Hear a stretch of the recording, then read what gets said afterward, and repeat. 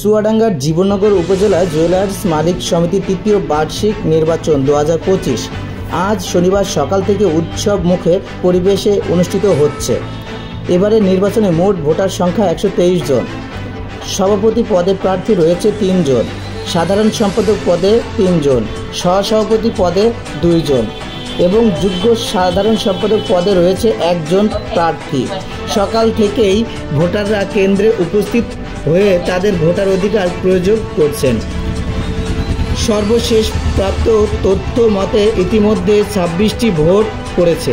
Vote গ্রহণে ঘিরেই প্রার্থীদের সমর্থক ও ব্যবসায়ী মহলের ব্যাপক উৎসাহ ও উদ্দীপনা বিরাজ করেছে।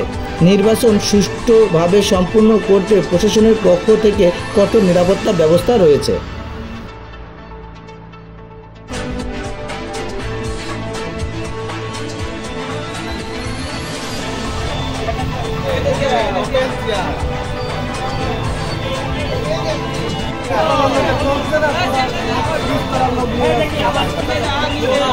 হ্যাঁ